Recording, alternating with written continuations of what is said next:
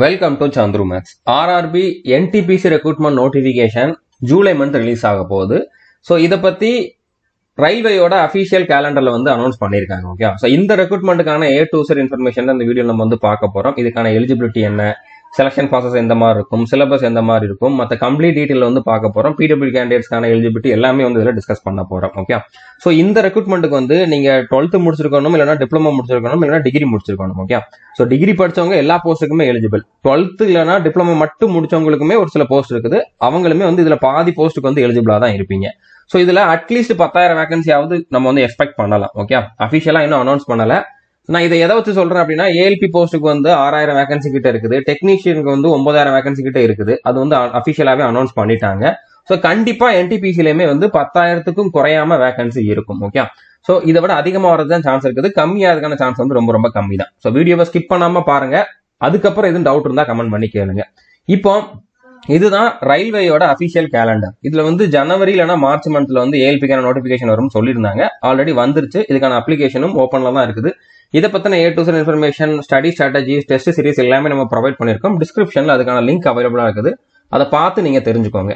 அதே மாதிரி டெக்னீஷியனுக்கான notification next month வரப்போகுது. இதை பத்தின A to Z இன்ஃபர்மேஷனுமே நம்ம வந்து ப்ரொவைட் பண்ணிருக்கோம். டெக்னீஷியனுக்குமே வந்து ITI முடிச்சவங்க, டிப்ளமோ முடிச்சவங்க, இன்ஜினியரிங் முடிச்சவங்களுமே எலிஜிபிள் தான். ஓகே, BSc படிச்சவங்களும் எலிஜிபிள் தான். ஸோ அதை பத்தின இன்ஃபர்மேஷன் ஆல்ரெடி ப்ரொவைட் பண்ணிருக்கேன். ஸோ டிஸ்கிரிப்ஷன்ல அதுக்கான வீடியோவும் அவைலபிளா இருக்குது, பார்த்து தெரிஞ்சுக்கோங்க.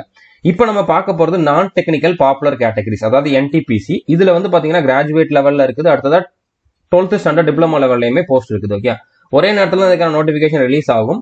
இது வந்து ஜூலை மந்த் ரிலீஸ் ஆகும் அப்படிங்கிற மாதிரி சொல்லியிருக்காங்க. ஜூலை டு செப்டம்பர்னு சொல்லியிருக்காங்க. ஸோ இது ஃபர்ஸ்ட் கொடுத்துருக்காங்க அப்படின்னால ஜூலைல ரிலீஸ் ஆகும் அப்படிங்கிற மாதிரி நம்ம எடுத்துக்கலாம். ஸோ ஜூலைல இதுக்கான நோட்டிபிகேஷன் வந்துச்சு அப்படின்னா அக்டோபர் நவம்பர்ல வந்து இதுக்கான எக்ஸாம் இருக்கிறதுக்கு வாய்ப்பு இருக்குது.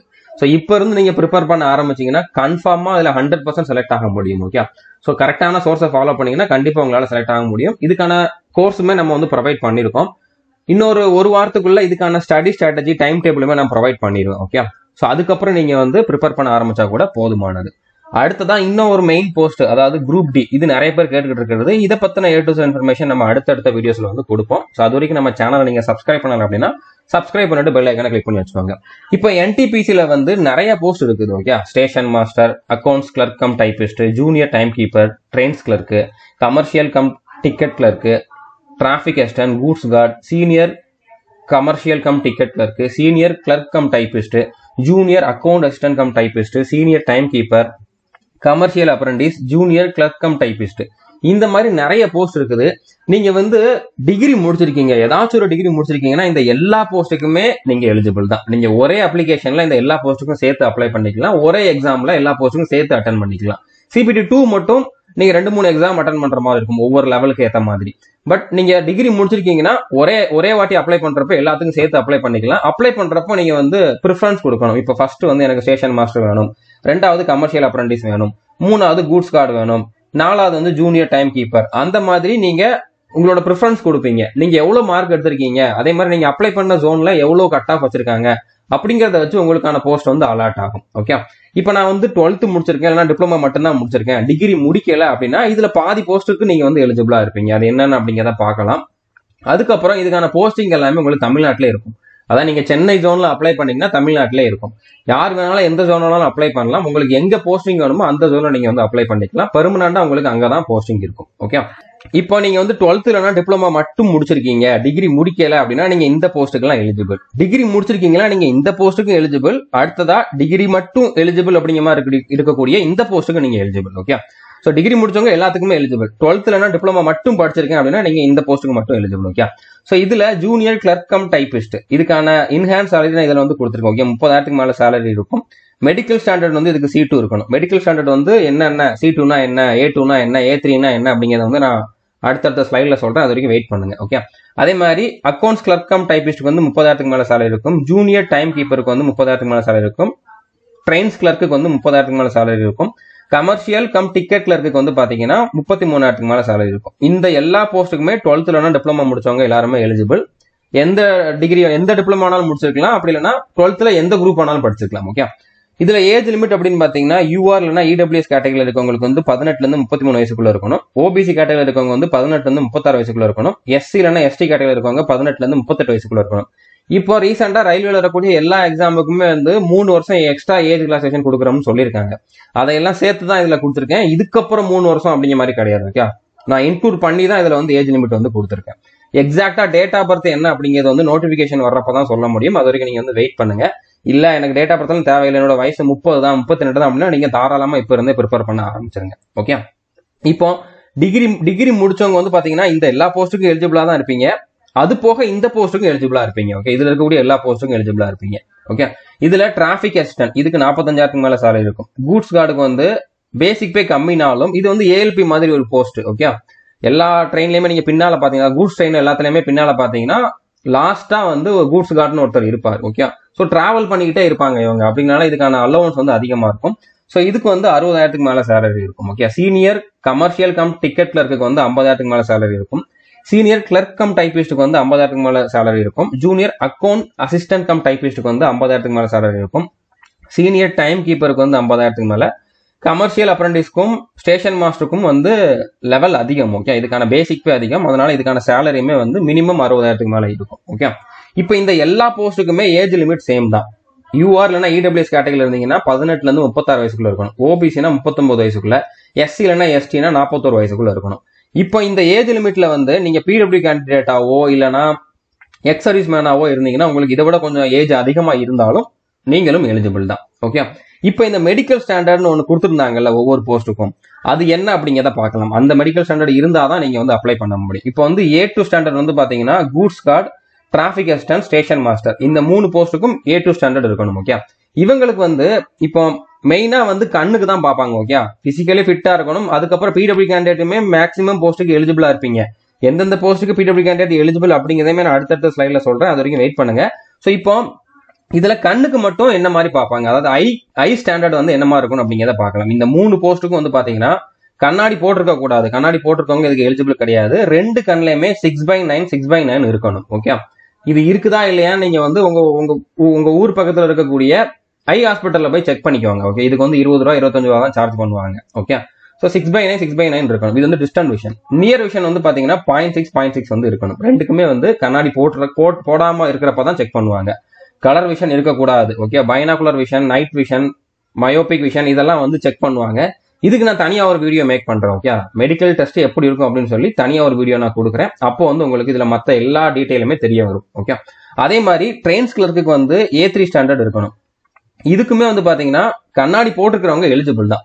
ஸோ கண்ணாடி போட்டிருக்கிறப்போ 2 கண்ணுலயுமே 6/9 6/9 டிஸ்டன்ட் விஷனும் 0.6 நியர் விஷனும் இருக்கணும். ஓகே, இவங்களுக்குமே வந்து பாத்தீங்கன்னா colour vision test, binocular test, night vision test எல்லா டெஸ்ட்டுமே இருக்கும். ஆனா இவங்க கண்ணாடி போட்டிருக்கலாம். ஓகே, கண்ணாடி போட்டிருந்தாலும் எலிஜிபிள் தான். பட் இந்த இதுக்கு வந்து கண்ணாடி போட்டிருக்க கூடாது.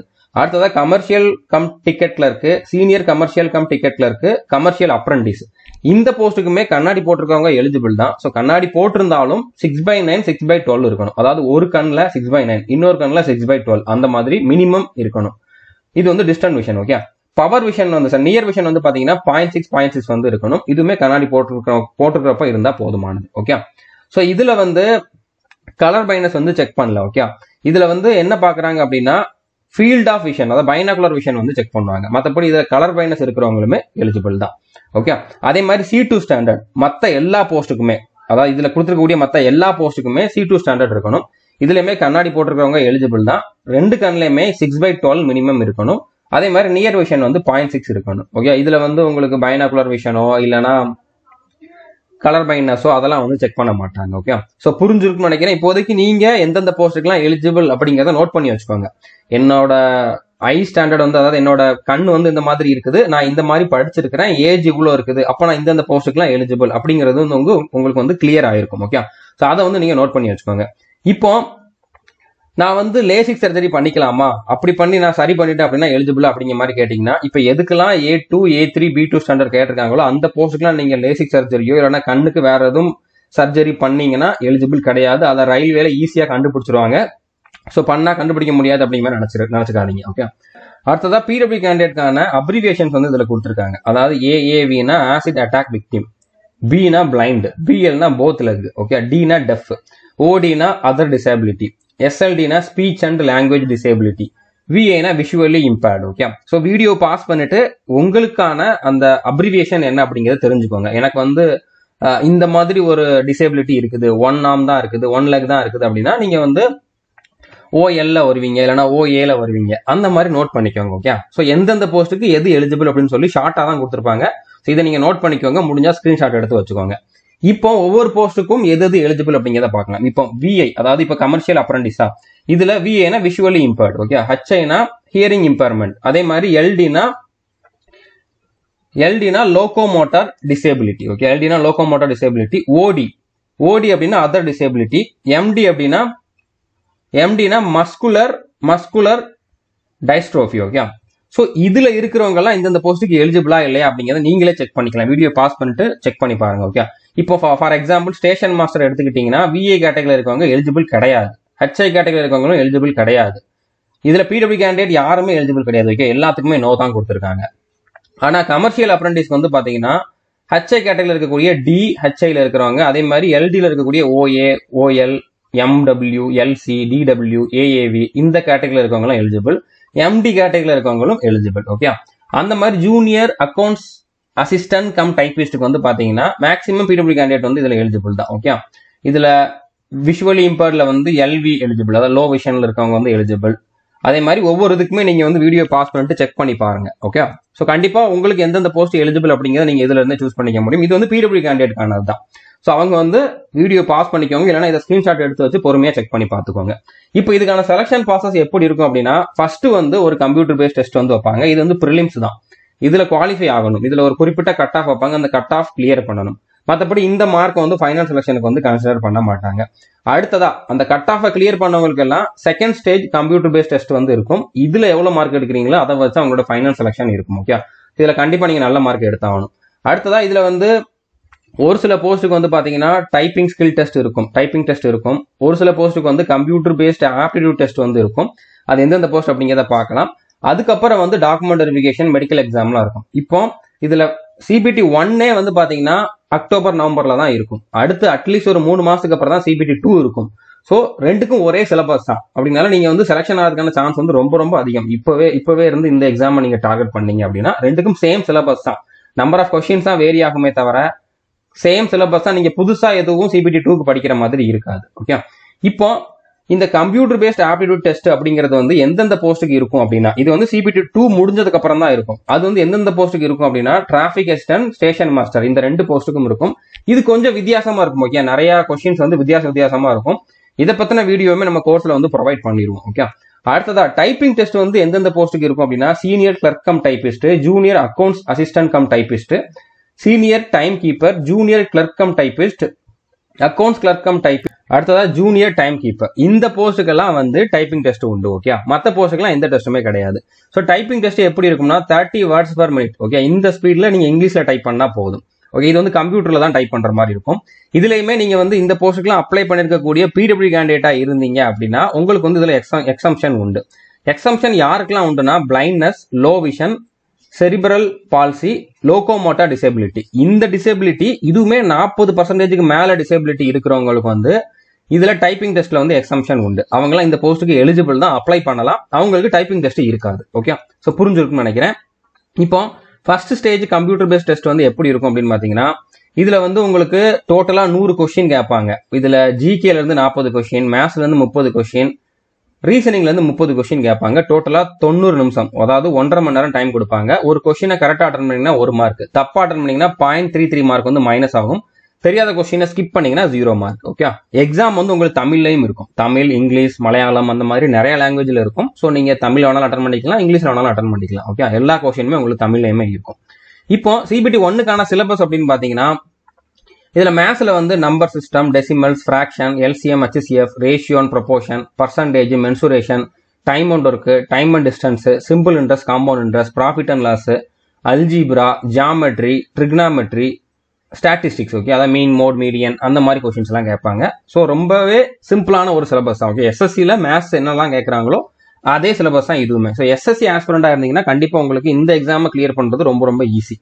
ரீசனிங்லயுமே வந்து இதுல தெளிவா சிலபஸ் கொடுத்துருக்காங்க. அனலாகி, அதே மாதிரி number series, letter series, coding, decoding, mathematical operation, similarities, differences, relationship, அதாவது பிளட் ரிலேஷன் அந்த மாதிரி கேட்பாங்களா அதுதான், அனலிட்டிக்கல் ரீசனிங், சிலாகிசம், ஜம்பிளிங்னா ஒன்றும் இல்லை, பிக்யூஆர்எஸ் அந்த மாதிரி இருக்கும். ஓகே, இங்கிலீஷ்ல பிக்யூஆர்எஸ் இருக்குல்ல, அந்த மாதிரி ஒரு சில இதை வந்து அரேஞ்ச் பண்ற மாதிரி இருக்கும், அவ்வளவுதான். Venn diagram, puzzle, data sufficiency, statement and conclusion, statement and assumption, course of action, அந்த மாதிரி சிலபஸ் இருக்கும். இதுக்கான கம்ப்ளீட் சிலபஸ் ஆல்ரெடி நம்ம வந்து நம்மளோட கோர்ஸ்ல ப்ரொவைட் பண்ணியிருக்கோம். ஓகே, இதுவுமே எஸ்எஸ்சிக்கு இருக்கக்கூடிய அதே சிலபஸ் தான். ஒரு சில இது மட்டும் எக்ஸ்ட்ரா இருக்கும். இந்த course of action, data sufficiency மட்டும் எக்ஸ்ட்ரா இருக்கும். அது ஒன்றும் டஃப்பான கொஸ்டின்லாம் கிடையாது, டஃப்பான ஒரு டாபிக்லாம் கிடையாது. ஜிகே பொறுத்த வரைக்கும் சேம் தான். கரண்ட் அஃபேர்ஸ் இருக்கும், ஸ்ட்ராட்டஜிக்கு இருக்கும், ஹிஸ்டரி, பாலிட்டி, ஜியோகிராஃபி, அதே மாதிரி பிசிக்ஸ், கெமிஸ்ட்ரி, பயாலஜி, இது எல்லாத்துலயும் இருந்து கொஸ்டின்ஸ் வந்து கேட்பாங்க. ஸோ ஸ்ட்ராட்டஜி வீடியோ போடுறப்போ இந்த ஒவ்வொரு டாபிக்ல இருந்து எவ்வளவு கொஸ்டின் கேட்கறாங்க அப்படிங்கிறதுக்கான இன்ஃபர்மேஷனே நம்ம ப்ரொவைட் பண்ணுவேன். ஸோ அது வரைக்கும் நீங்க வந்து வெயிட் பண்ணுங்க. ஓகே, இப்போ இதுக்கான கம்ப்ளீட் சிலபஸ் ஆல்ரெடி நம்ம கோர்ஸ்ல வந்து ப்ரொவைட் பண்ணிருக்கோம். ஓகே, இப்போ மேத்ஸுக்கான கிளாஸஸ் வந்து தமிழ்ல எடுத்துக்கிட்டு இருக்கோம். கண்டிப்பா எக்ஸாமுக்கு முன்னால எல்லாத்தையுமே கம்ப்ளீட் பண்ணிடுவோம்.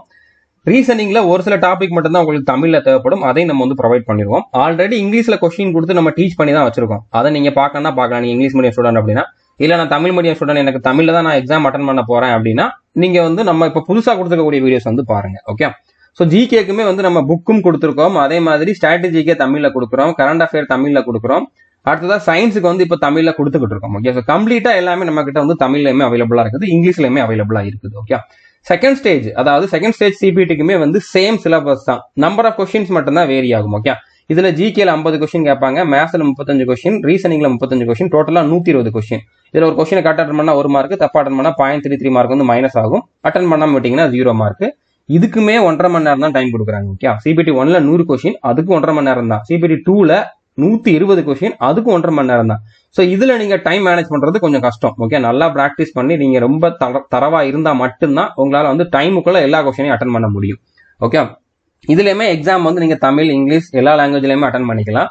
இதுல செகண்ட் ஸ்டேஜ்ல வந்து பாத்தீங்கன்னா எல்லாருக்குமே சேமா ஒரே நேரத்துல இருக்காது. ஓகே, இப்போ வந்து லெவலை பொறுத்து மாறும். இப்போ லெவல் 2ல அப்ளை பண்ணவங்களுக்கு தனியா எக்ஸாம் இருக்கும், லெவல் 3க்கு தனியா இருக்கும், லெவல் 4க்கு தனியா இருக்கும், லெவல் 5க்கு 6க்கு தனித்தனியா எக்ஸாம் இருக்கும். நீங்க கிராஜுவேஷன் முடிச்சிருக்கீங்க, டிகிரி முடிச்சிருக்கீங்க, எல்லா போஸ்ட்டுக்கும் ப்ரிஃபரன்ஸ் கொடுத்துருக்கீங்கன்னா நீங்க 2-3 வாட்டி சிபிடி 2 வந்து எழுதுற மாதிரி இருக்கும். அது என்னென்ன மாதிரி, எந்தெந்த லெவலுக்கு எத்தனை எக்ஸாம் அப்படிங்கிறது வந்து நம்ம அடுத்த ஸ்லைட்ல வந்து பார்க்கலாம். ஓகே, இப்போ சிபிடி 1க்கும் சிபிடி 2க்கும் சேம் சிலபஸ். நான் ஆல்ரெடி சொன்ன மாதிரி எதுவுமே சேஞ்ச் ஆகல, நம்பர் ஆஃப் கொஸ்டின்ஸ் மட்டும் தான் சேஞ்ச் ஆகும். டிஃபிகல்ட்டி லெவல் நீங்க எந்த லெவல்ல இருக்கக்கூடிய எக்ஸாம் எழுதுறீங்க அப்படிங்கிறத பொறுத்து சேஞ்ச் ஆகும். மற்றபடி சிலபஸ் எந்த சேஞ்சுமே கிடையாது, சேம் சிலபஸ் தான். இப்போ இந்த எக்ஸாமுக்கான கம்ப்ளீட் சிலபஸ் நம்மளுடைய ஆல் இன் ஒன் கோர்ஸ்ல ப்ரொவைட் பண்ணிருக்கோம். ஸோ நீங்க நம்ம ஆப்பை டவுன்லோட் பண்ணி all in one course open பண்ணி பாத்தீங்கன்னா 1499 அப்படிங்கிற மாதிரி அதுக்கான ஃபீஸ் காட்டும். பட் ஆக்சுவலா நீங்க அவ்வளோ பே பண்ண வேண்டாம், 999 பே பண்ணா போதும். நீங்க ஆப்ல பே பண்ணாதீங்க, நாங்க கொடுக்குற அக்கௌண்ட் நம்பர்ல பே பண்ணீங்கன்னா 999 பே பண்ணா போதுமானது. ஓகே, ஸோ 999 பே பண்ணீங்கன்னா 3 இயர் வேலிடிட்டி உண்டு. ஒரு டைம் பே பண்ணீங்கன்னா உங்களுக்கு 3 வருஷம் இந்த கோர்ஸ் வந்து ஆக்சஸ் பண்ணிக்க முடியும். இதுல ரயில்வேல வரக்கூடிய என்டிபிசி, அதே மாதிரி குரூப் டி, அடுத்ததா ஏஎல்பி, ஆர்பிஎஃப்ல வரக்கூடிய சப் இன்ஸ்பெக்டர், கான்ஸ்டபிள், எஸ்எஸ்சியில் வரக்கூடிய CGL, CHSL, MTS, constable GD, stenographer, CAPF sub inspector, selection post, அடுத்ததா வந்து சிஏபிஎஃப்ல வரக்கூடிய ட்ரேட்ஸ்மேன், அடுத்ததா ஹெட் கான்ஸ்டபிள் மினிஸ்ட்ரியல், ஏஎஸ்ஐ, அதுக்கப்புறம் maximum central government exam, Agniveer, மற்ற மேக்ஸிமம் சென்ட்ரல் கவர்மெண்ட் எக்ஸாமுக்கான சிலபஸ் வந்து இந்த ஒரே கோர்ஸ்ல அவைலபிளா இருக்கும். எல்லா வீடியோஸுமே வந்து நாங்க ப்ரொவைட் பண்ணிருக்கோம். ஓகே, எல்லா சிலபஸுமே வந்து வீடியோவா ப்ரொவைட் பண்ணிருக்கோம். அந்த வீடியோக்கான பிடிஎஃப்பும் கொடுத்துருவோம். பிடிஎஃப் நீங்க டவுன்லோட் பண்ணி பிரிண்ட் அவுட் எடுக்கணும்னா எடுத்துக்கலாம். ஓகே, அதே மாதிரி ஒரு சில பிராக்டிஸ் டெஸ்ட்டுமே வந்து அதில் வந்து ப்ரொவைட் பண்ணிருக்கோம். ஓகே, அது போக எல்லா கிளாஸுமே உங்களுக்கு வந்து பேசிக்ல இருந்து எக்ஸாம்ல எந்த லெவல்ல கேட்பாங்களோ அந்த லெவல்ல டீச் பண்ணிருக்கோம். நான் ஒரு பிகினர், இது வரைக்கும் ஒரு கவர்மெண்ட் எக்ஸாம் எதுவுமே அட்டன் பண்ணதில்லை அப்படின்னா கூட உங்களுக்கு இந்த கோர்ஸ் வந்து கம்ப்ளீட்டா யூஸ்ஃபுல்லா தான் இருக்கும். உங்களுக்கு எல்லாமே பேசிக்ல இருந்தா டீச் பண்ணிருக்கோம். ஓகே, இப்போ நம்ம கோர்ஸ்ல எப்படி ஜாயின் பண்ணலாம் அப்படின்னு பாத்தீங்கன்னா, நான் டிஸ்கிரிப்ஷன்ல நம்மளோட ஆப்க்கான லிங்க் வந்து கொடுத்துருக்கேன். இல்லைன்னா பிளே ஸ்டோர் ஓப்பன் பண்ணிட்டு நீங்க சந்துரு மேத்ஸ் அப்படிங்கிற மாதிரி சர்ச் பண்ணீங்கன்னா நம்மளோட ஆப் வந்துடும். ஓகே, ஸோ நம்மளோட ஆப் வந்து டவுன்லோட் பண்ணிட்டு இன்ஸ்டால் பண்ணுங்க. இல்லைன்னா டிஸ்கிரிப்ஷன்ல கொடுக்கக்கூடிய இந்த லிங்கை டேரக்டா கிளிக் பண்ணி இன்ஸ்டால் பண்ணிக்கோங்க. ஓகே, iOS யூஸ் பண்றீங்கன்னா அதுக்கான ஆப்புமே வந்து கொடுத்துருக்கேன். வெப்சைட்டுக்கான லிங்க்குமே நான் வந்து ப்ரொவைட் பண்ணிருக்கேன். ஸோ நீங்க iOS ஆப்போ இல்லைன்னா வெப்சைட்டோ யூஸ் பண்றீங்கன்னா OZWB அப்படிங்கக்கூடிய இந்த ஆர்கனைசேஷன் கோடை வந்து யூஸ் பண்ணிக்கோங்க. ஸோ நம்மளோட ஆப்பை வந்து நீங்க உங்க மொபைல்ல டவுன்லோட் பண்ணிட்டு இன்ஸ்டால் பண்ணிட்டு லாகின் பண்ணுங்க. ஓகே, ஸோ லாகின் பண்ணிட்டு சேட் அப்படிங்கறதுல வந்து உங்களுக்கு ரம்யா சந்துருன்னு ஒரு நேம் இருக்கும். அதுல ஒரு 2 ஹவருக்குள்ள உங்களுக்கான ஃபீஸ் டீடைல்ஸ், அடுத்தது அக்கௌண்ட் டீடைல்ஸ் எல்லாமே அனுப்புவோம். நீங்களே கேட்கனாலும் கேளுங்க, நீங்க கேட்கலாட்டியுமே 2 ஹவர்ஸ்க்குள்ள அனுப்பிடுவோம். ஓகே, ஸோ அந்த அக்கௌண்ட்டுக்கு இப்போ நீங்க ஆல் இன் ஒன் கோர்ஸ்ல ஜாயின் பண்ணணும் அப்படின்னா 999 பே பண்ணிட்டு இதே சேட்ல வந்து நீங்க பே பண்ண ரெசிப்டை வந்து ஸ்கிரீன்ஷாட் அனுப்புங்க. ஸோ ஸ்கிரீன்ஷாட் அனுப்பி 24 ஹவருக்குள்ள உங்களோட கோர்ஸ் வந்து ஆக்டிவேட் ஆயிரும். அதுக்கப்புறம் நீங்க உங்களோட ப்ரிப்பரேஷனை வந்து கண்டினியூ பண்ணலாம். ஓகே, ஸ்கிரீன்ஷாட் அனுப்புறப்போ நீங்க யாருக்கு எவ்வளவு அமௌண்ட் போட்டீங்க, அடுத்ததான் இந்த டிரான்சாக்ஷன் நம்பர்லாம் தெரியற மாதிரி ஸ்கிரீன்ஷாட் வந்து அனுப்புங்க. அனுப்பிட்டு வெயிட் பண்ணுங்க. ஓகே, இப்போ நீங்க ஒரு 24 ஹவர் கழிச்சு நம்ம ஆப் ஓபன் பண்ணீங்கன்னா, ஓபன் பண்ண உடனே மேல வந்து பர்ச்சேஸ்டு கோர்சஸ் அப்படிங்கிற மாதிரி இடத்துல இந்த இடத்துல வந்து ஆல் இன் ஒன் கோர்ஸ் அப்படிங்கிற மாதிரி வந்திருக்கும். அதை கிளிக் பண்ணி நீங்க வந்து உங்களோட ப்ரிப்பரேஷனை வந்து ஸ்டார்ட் பண்ணிடலாம்.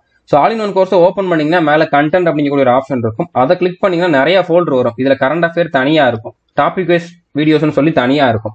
ஸோ இதுல ரயில்வே எக்ஸாமுக்குன்னு தனியா ஒரு ஃபோல்டர் கொடுத்துருக்கோம். ஓகே, ஸோ இதுல ஆர்ஆர்பி என்டிபிசி அப்படிங்கக்கூடிய ஃபோல்டர் ஓப்பன் பண்ணீங்கன்னா இதுல maths in Tamil and English இப்போ நம்ம புதுசாக கொடுக்கக்கூடிய சீரிஸ் வந்து இதுல இருக்கும்.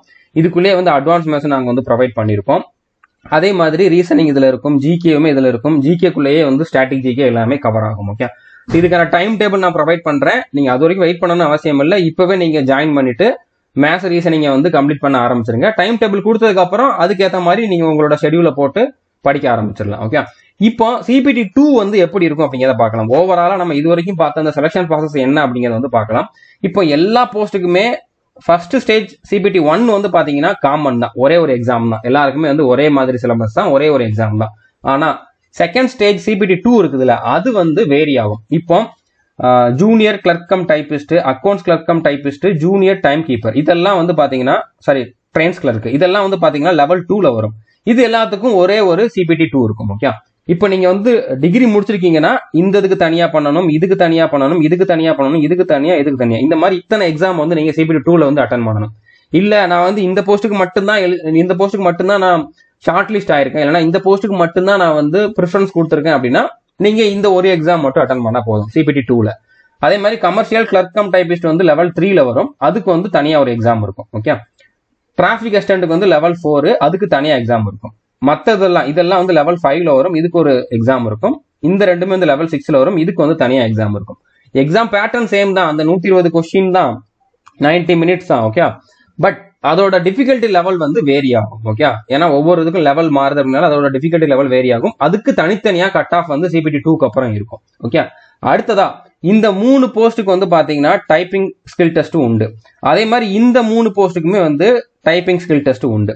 அடுத்ததா ஸ்டேஷன் மாஸ்டருக்கும் டிராபிக் அசிஸ்டன்ட்டுக்குமே வந்து பாத்தீங்கன்னா கம்ப்யூட்டர் பேஸ்ட் ஆப்டிடியூட் டெஸ்ட், அதாவது சிபிஏடி அப்படிங்கிற மாதிரி சொல்லுவாங்க, இந்த டெஸ்ட் வந்து உண்டு. ஓகே, மற்ற போஸ்ட்டுக்குலாம் வந்து எக்ஸ்ட்ரா ஸ்கில் டெஸ்ட் எதுவுமே கிடையாது. ஸோ கிளியர் ஆயிருக்குன்னு நினைக்கிறேன். நம்ம ஆல்ரெடி என்ன சொன்னனோ அதை தான் வந்து இதில் நான் வந்து சொல்லியிருக்கேன். ஓகே, இப்போ மறுபடியும் சொல்லியிருக்கேன்.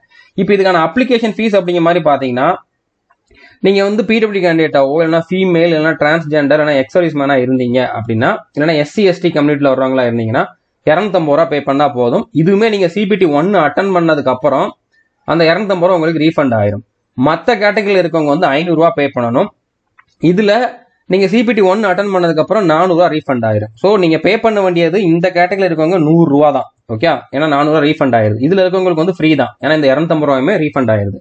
ஸோ ஒரு சிலர் சும்மானாலும் அப்ளை பண்றாங்க, அதனால அப்ளிகேஷன் வந்து அதிகமாயிருது, ஆனா அட்டன் பண்ண மாட்டாம இருக்காங்க. அப்படிங்கறனால தான் இந்த மாதிரி ஒரு ஃபீஸ் வந்து வச்சிருக்காங்க, அதுக்கப்புறம் அதை ரீஃபண்ட் கொடுக்குறாங்க. ஓகே, ஸோ புரிஞ்சிருக்கும்னு நினைக்கிறேன். உங்களுக்கு தேவையான இன்ஃபர்மேஷன் எல்லாமே இதை நான் ப்ரொவைட் பண்ணிருக்கேன்னு நம்புறேன். இது வரைக்கும் நம்ம சேனலை நீங்க சப்ஸ்கிரைப் பண்ணல அப்படின்னா சப்ஸ்கிரைப் பண்ணிட்டு பெல் ஐக்கான கிளிக் பண்ணி வச்சுக்கோங்க. அடுத்து எல்லாருமே கேட்கறது ஆர்பிஎஃப்கான டைம் டேபிள், குரூப் டிக்கான A to Z இன்ஃபர்மேஷன், அடுத்ததான் இந்த என்டிபிசி குரூப் டிக்கான சிலபஸ் ஸ்ட்ராட்டஜி வீடியோ. அதுதான், அது எனக்குமே தெரியும். கொஞ்சம் வெயிட் பண்ணுங்க. நான் இப்போ உங்களுக்கான அந்த மேத்ஸ் கிளாஸும் எடுத்துக்கிட்டு இருக்கேன் கோர்ஸ்ல, அதனாலதான் நான் வந்து கண்டினியூஸா யூடியூப்ல வந்து வீடியோ கொடுக்கல. ஓகே, ஸோ கொஞ்சம் வெயிட் பண்ணுங்க, நான் எல்லாத்தையுமே ப்ரொவைட் பண்ணுவேன். ஸோ நீங்க கொஞ்சம் பொறுமையா இருங்க, உங்களோட சப்போர்ட் வந்து கண்டினியூஸா கொடுங்க. All the best, thank you.